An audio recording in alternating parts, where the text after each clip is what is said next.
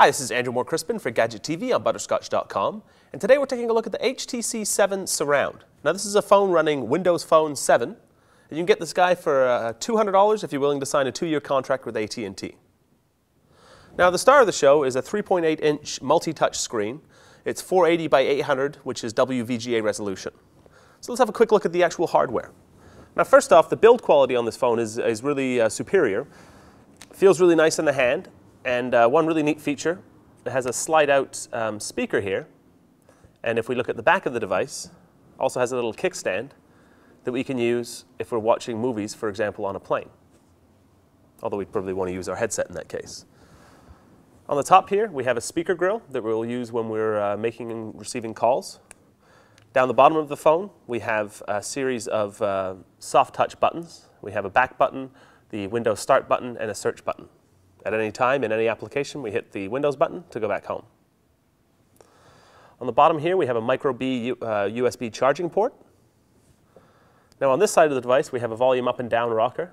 We also have a dedicated camera button. On the back, we have a plastic casing, 5-megapixel camera with flash, and this is the speaker right here. So let's take a quick look at the interface, the Windows 7 interface. As you can see, we have several tiles across the, this is the home screen of the phone. So we can slide through, a nice smooth scrolling motion there.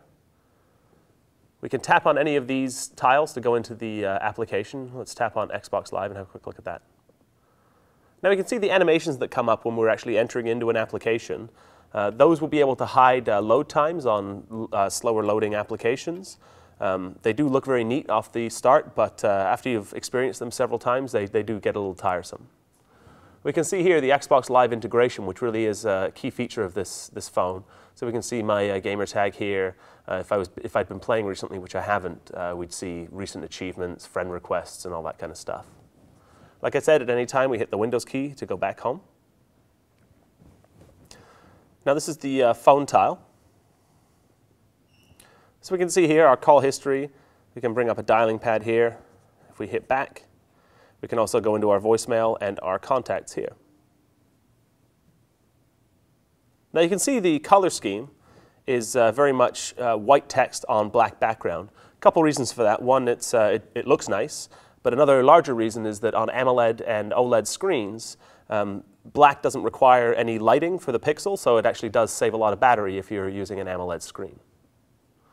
We also have our people interface, which is an integration of all of our social feeds, all of our contacts, what's going on with the people we know, and all this kind of stuff.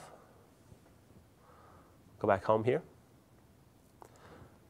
Now we can also see our messaging and our mail application. By default, the Hotmail icon is up here. We tend to use Google Mail. Now we can get a quick look at our inbox here. At any time, we can hit the plus key. We'll be able to go into a compose field. Now the keyboard on this phone, in this case we have a software keyboard. Microsoft has made allowances for people to use hardware keyboards if they want to. We've actually found this keyboard works really quite well. I've been very happy using it. One thing out of the box, it does make a little bit of an irritating keypress sound, which, like the animations, is nifty at first, but does get a little tiresome. So you can see here we've added the Netflix application. The HTC Hub application comes preloaded on this phone. Internet Explorer, which is kind of a cross between Internet Explorer 7 and 8 in capability, does work quite well for browsing the web. Our calendar, our photos, the marketplace. Now this is an interesting one. If we tap on the marketplace. Now at launch, we have about 450 applications present in the application marketplace. And you can see it's got a really nice interface.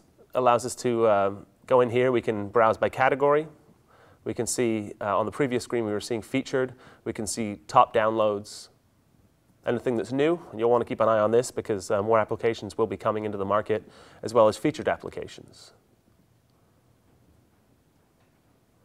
So if we go in, let's have a look in navigation. Now we can see that the market is broken down by top downloads, by new additions, by free,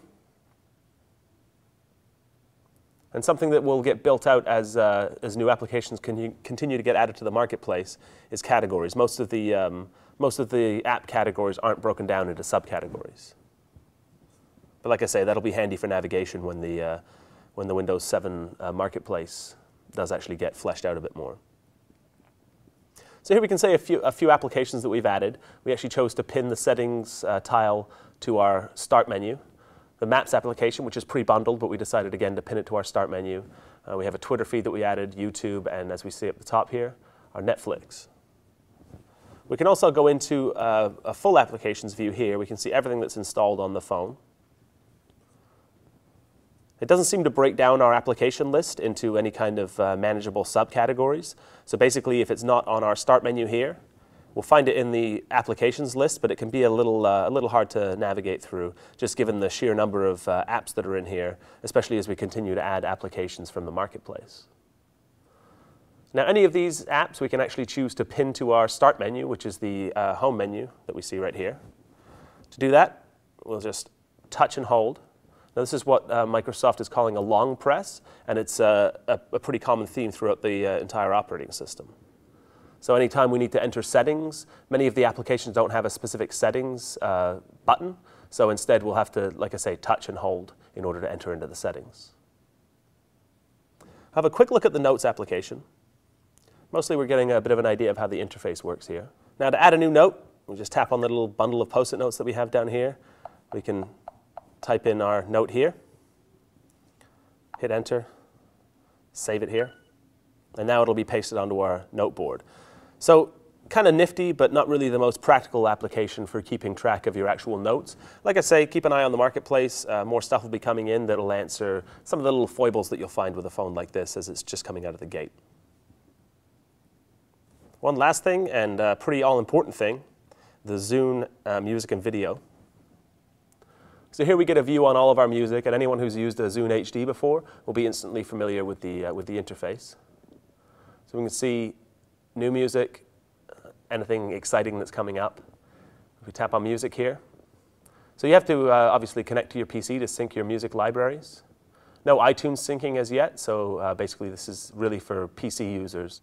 So that's a quick look at the HTC 7 Surround running Windows Phone 7. For Gadget TV, I'm Andrew Moore Crispin. For more sweet stuff, visit butterscotch.com.